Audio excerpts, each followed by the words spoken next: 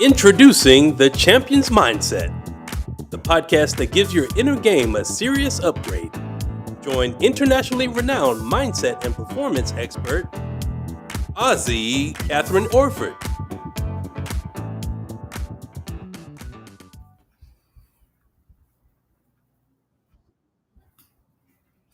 Well, hello there, everyone, and welcome. Welcome to the Champion's Mindset.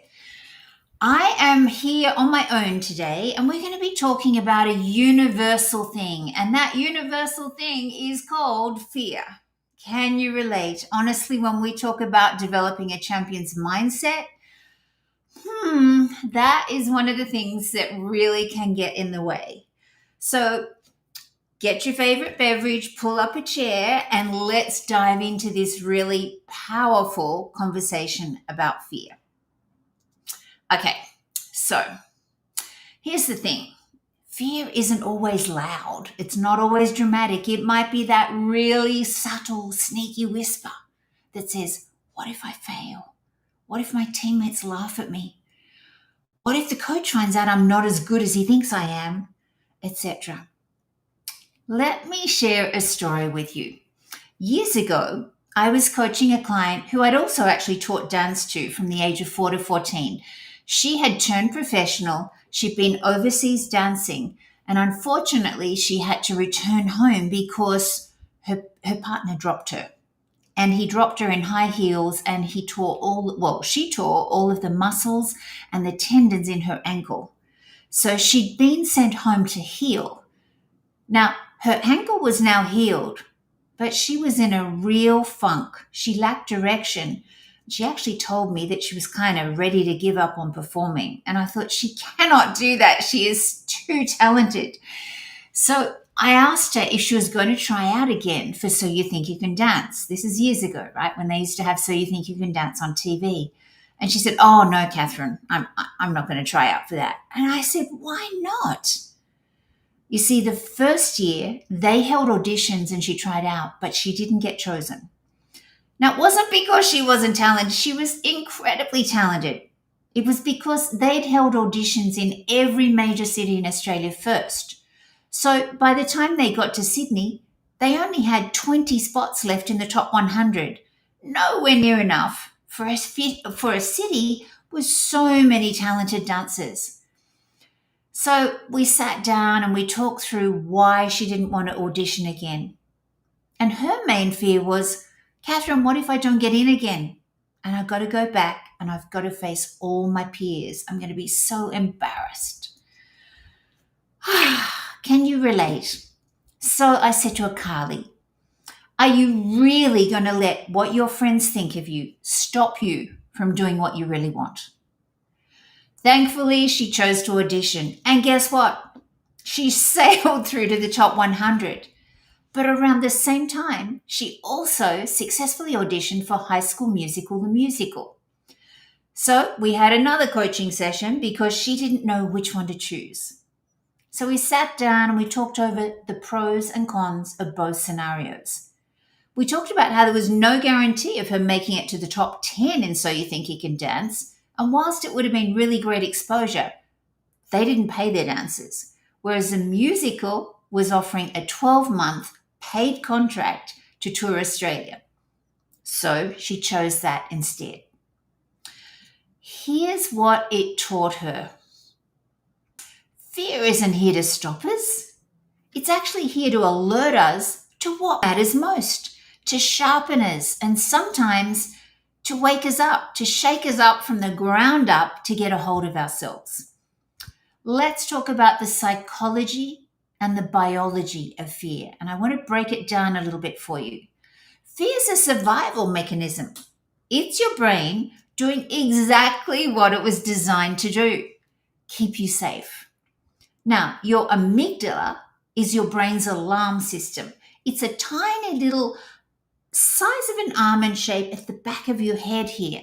And what it does is it lights up anytime you're about to do anything that is risky or unfamiliar. So if you are doing something in your sport, in your dance career, in your life, in your business that you haven't done before, guess what? That damned amygdala is going to light up like crazy. It doesn't know the difference between walking into a jungle and facing a tiger or walking into a championship game or a race or an audition. You get the same reaction. Your heart starts to race, your breath shortens, your body tightens. And here's the truth. If fear is showing up, that just means your system is working. I'm going to say that again. If you start to feel fearful about something that you're going to do that you haven't ever done before, or there's a whole lot of pressure on you to perform, guess what? It's doing its job to alert you. It's actually working. But here's the key. Like what Carly did, you get to decide what happens next. The only way to get in the zone or in the flow, whatever you want to call it, is actually how to learn how to manage your fears. Because guess what? Those fears are not going to go away, but you get to choose. Will you reassure the fear that you've got this, or will you allow fear to run the show? Let's talk about the 4 common fears that can often keep us playing small. The first one is fear of failure. What if I mess up?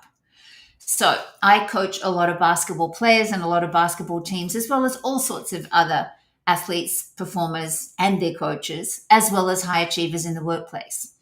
So if you're in the workplace and all of a sudden the sales manager says to you, take over this presentation, and your inner critic starts going nuts, and you go, oh my God, what if I miss out? What if I mess up, right? Or if you've actually never been chosen as the opening 5, and somebody gets sick and you get to be part of the opening 5. If you're worried about the fear of failure, oh my goodness, what if I mess up? What if I let my teammates down? That's going to stop you from being the best you can be out there on that court. The second fear, so the first one is fear of failure. What if I mess up? The second one is fear of judgment. What will they think? Now, these sometimes go hand in hand, right?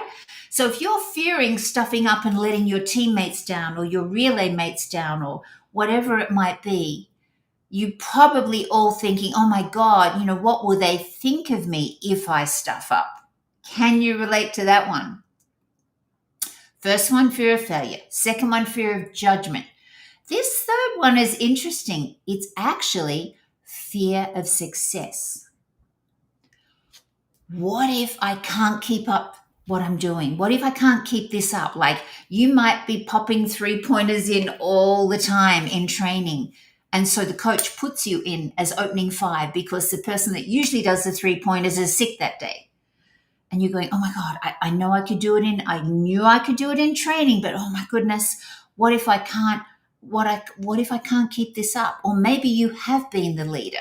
Maybe you have been the leader of your team and they're relying on you consistently. You've got the basketball IQ, you know the best plays to make, etc. But you might be thinking to yourself, oh my goodness, what if I can't keep this up? Are they going to think that I don't deserve to be the leader? And the fourth one is the fear of the unknown. Now, that's like, what if I don't know what's going to happen next? Well, guess what? None of us know what's going to happen next. The only certainty in life is uncertainty. Let's face it.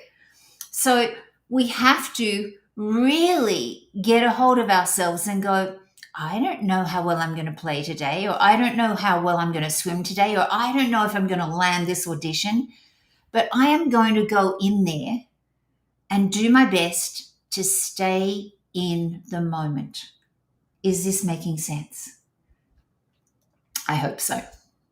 So now, especially for athletes and performers, even people in the workplace, fear of judgment is huge.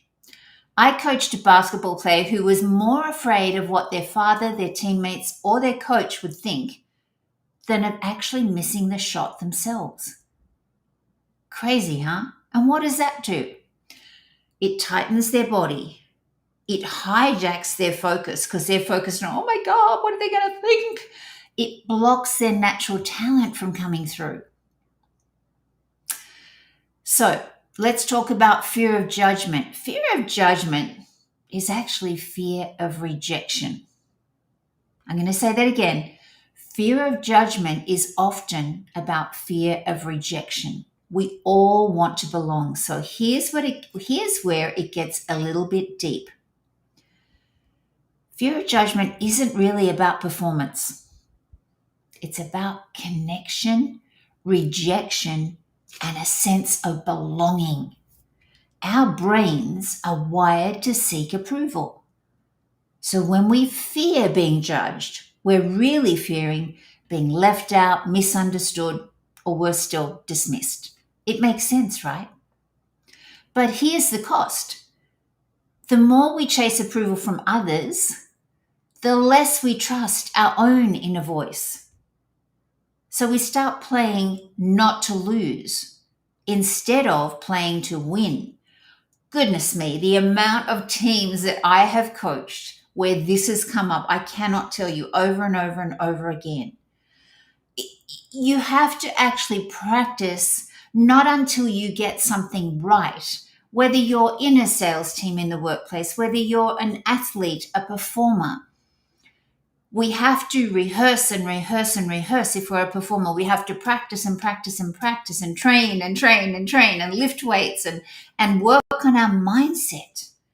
Okay, so many athletes that I get to work with, thank heavens, start to realize that no matter how much physical skill they've got, if they don't have their head in the game, if they don't have the actual mastering their inner game, they are never going to develop to their true potential.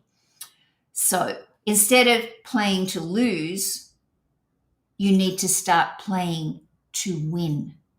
Okay? And in order to be able to play to win, you have to have put in the hours not to get something right, not to go, oh, I understand my 3-throw, or oh, I did my tumble turn in the relay really well if you're a swimmer, or I've really rehearsed this audition piece and I know it really well.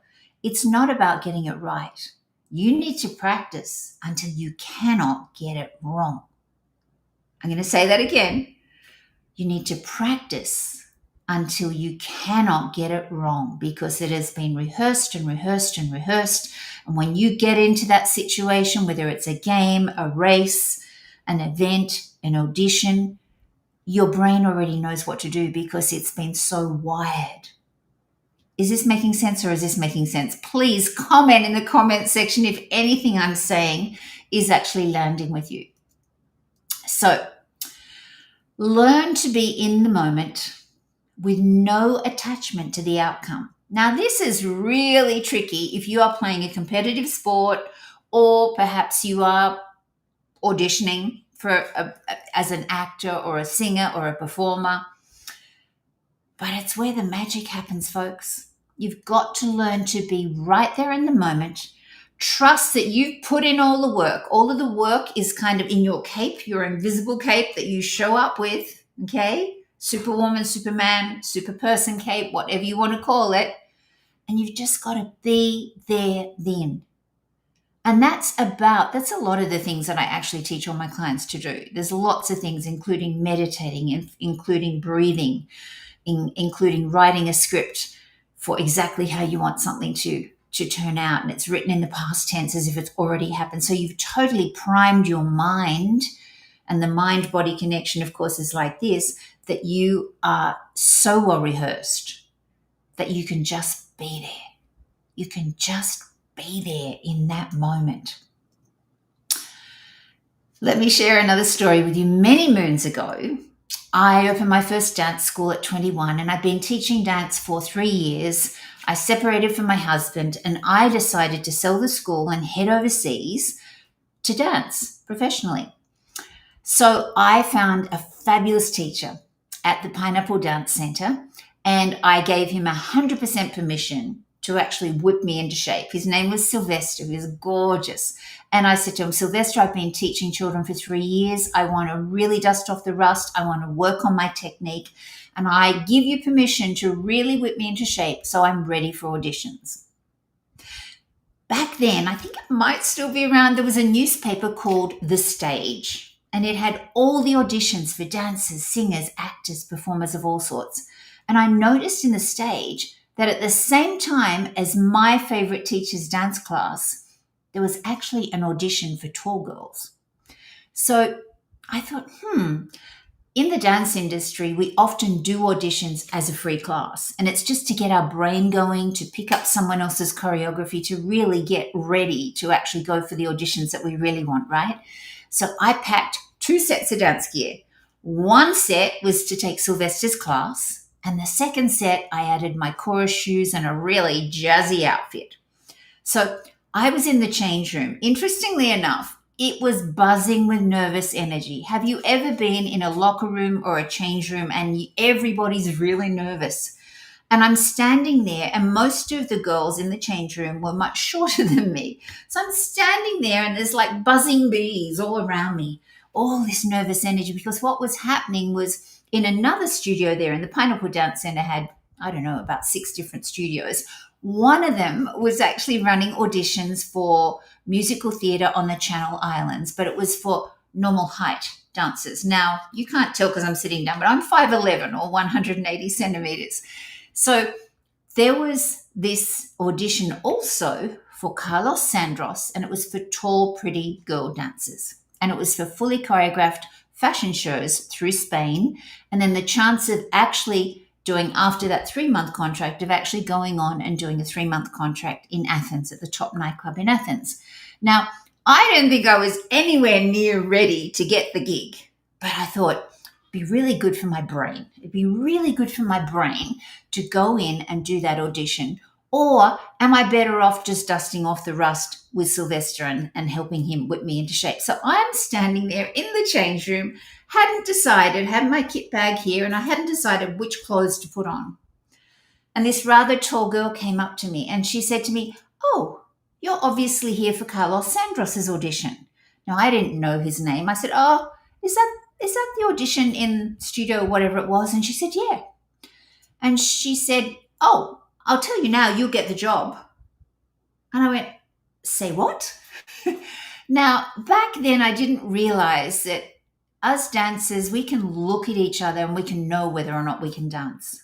It's probably the same in your industry. Whatever sport you are playing or whatever, you probably have a pretty good sense of whether or not someone really knows, got their act together. But I didn't realize that at the time, right? I think I was 25 at this stage. And I hadn't done a lot of work in Australia. I'd choreographed a few hair shows, but there's not much work in Australia, right? So I wasn't that experienced. However, I got curious because she said, "Oh, you'll get the job." And I went, "You know what? I'm going to go to that audition and I'm going to see." Well, it was interesting. We didn't have set choreography to pick up. She had us doing progressions down the room, and she said, she'd do a kick combination or something, and she'd say, "At the end, I want you to do 2 bars of 8 and improvise." Now, I was good at improvising because before I ever attended my first dance class, my mum used to say to me, "Do what the music says." So here I am. I'm not there to get the gig, right? So I'm relaxed. I'm just having a blast, doing these kick combinations, etc. And she kept on. All these short girls were getting thrown out from the audition down the road and coming in. And I had my silver chorus shoes on, which probably made me about 6'1" or 2. And they kept on putting their head in wanting to do our audition. And she kept on saying, Jane was the captain of the troop. She kept on, "Go and stand next to blue socks." I had these leg warmers on at the moment that at the time that my mum had made for me. They were burgundy, white, and royal blue leg warmers. And, they come and stand next to me, and they were like 5'5". And she said, "Please stop wasting our time." Well, every time she kept eliminating someone, she was calling me out first and going, "Blue socks over here." And I'm going, wow, this is interesting. I ended up getting the job. And the reason I shared this story is because I had no attachment. I had absolutely no attachment to getting the gig. I was just there to do the audition as a free lesson and dust off the rust and get my brain going, get my brain used to picking up someone else's choreography. So, how often are you in the moment in whatever sport or performing arts or in the workplace, really? How often are you just totally present and in the moment, trusting that you've already put the work in?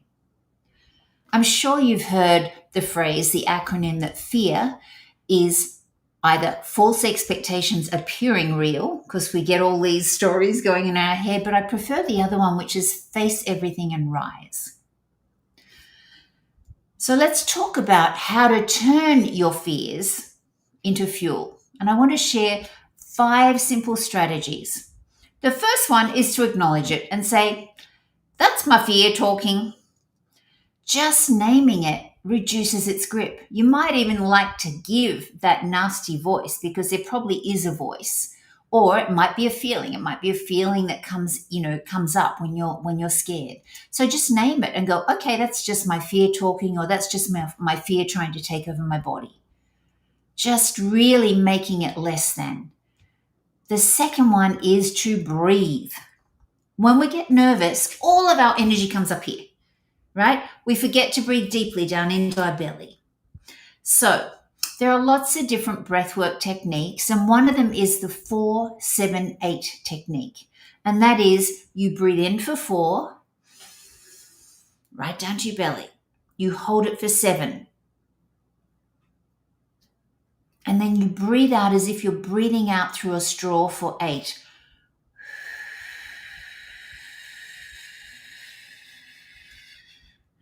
Try that now.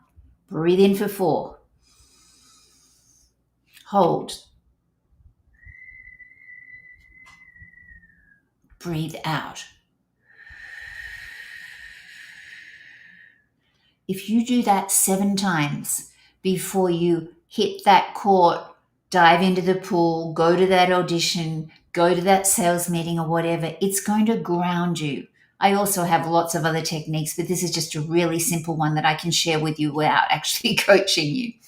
So, second one is breathing, okay? It actually resets your nervous system, which is really, really cool. The third one is reframe it. Ask yourself, what would I do right now if I fully trusted myself? I'm going to say that again. What would I do right now if I fully trusted myself in this moment? And the fourth one is to visualize. Just rehearse, pre-play the moment going well. Now, it's really important that you see it, you feel it, you hear it, and you hear what you're saying to yourself in your head. Your brain doesn't know the difference between real and imagined success. And if you know what your learning style is, then obviously you want to be visualizing in your preferred learning style. This is another thing that I talk about when I coach teams and individual athletes and performers. If your coach, for example, is constantly saying to you, visualize your free throw, visualize your free throw. If you are not primarily a visual learner, you might be a kinesthetic learner like me. I'm kinesthetic and then I go quickly into visual. But for example, somebody that is primarily kinesthetic and then goes into auditory is not going to visualize the same way that a visual learner is. A visual learner is going to get a really clear picture. Okay, they can brighten the screen, they can turn it up, they can make it bigger. A kinesthetic person, it's more about the feelings that they're going to have when, for example, they're bouncing the ball, feeling the ball as they're there. Then they're feeling their breath in their body, and then they're feeling their hand as it lets go. Put something in the cookie jar is what my daughter was taught when she was playing basketball. So remember, visualize in your preferred learning style. And if you're not primarily visual, you're not going to get a clear picture. You might be highly auditory. You've got to imagine all the things you're going to hear. If you're primarily auditory digital, you've got to actually imagine the process. Auditory digital people, it's all about process. Okay? So visualize. The fifth one, take action anyway. Remember, bravery isn't the absence of fear. It's going to be there. It's choosing to move through it. Put it in the back seat instead of putting it in the driver's seat. Okay? Let me share a quick win. One of my teenage athletes was terrified of free throws. Now, they had the skill down pat and they would practice and do their free throws beautifully in training. But when it came to actually the games, she'd choke. So we practiced breathing. We practiced visualizing in her preferred learning style. Because as I said, one size doesn't fit all. She also wrote her script in her preferred learning style. She read it first thing in the morning, last thing at night. That's when the unconscious is still open, and the unconscious is what runs the show. So she did all of that. And she also rewrote her inner script, what she says to herself, right? Not only did she make her next shot, she became the team's captain that season. So let's talk about your inner game book. It's your turn. Here's your challenge this week to start developing a champion's mindset. Identify one thing that you've been avoiding because of fear. We all have them. Just really identify it and write it down. We can't change something until we're actually consciously aware that it's stopping us. Write down the story you've been telling yourself about it. The stories we tell ourselves and believe are what's shaping our current reality. And then choose one brave action you'll take this week to move through it. Just one little baby step it might be to move through that fear and do it anyway. And you don't have to do it alone. If you want support, strategy, or someone to help you decode your fear, head over to thechampionsmindset.coach and you can book a free 15-minute strategy call with me. And let's turn your fear into your fierce.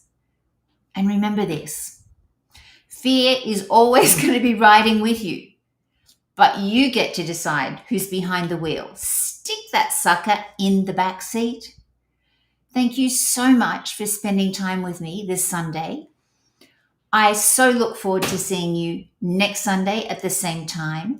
At the end of this podcast, you'll actually get to download a free copy of my book, which is called Mindset Mastery for Basketball Success. Now, it's not just about basketball, by the way. It's success in anything that we do in life.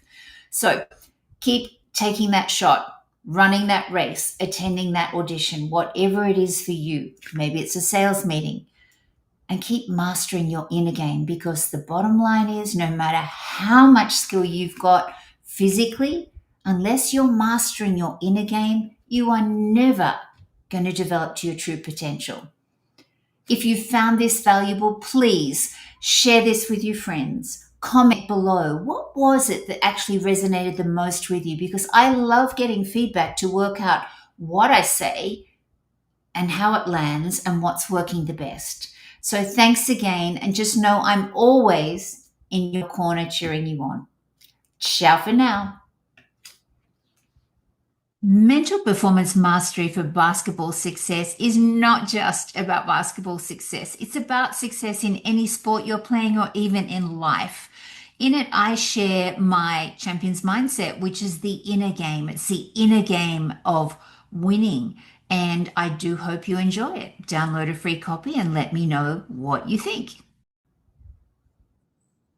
Thanks for watching The Champion's Mindset with Kathryn Orford. Don't forget to like, comment, and subscribe.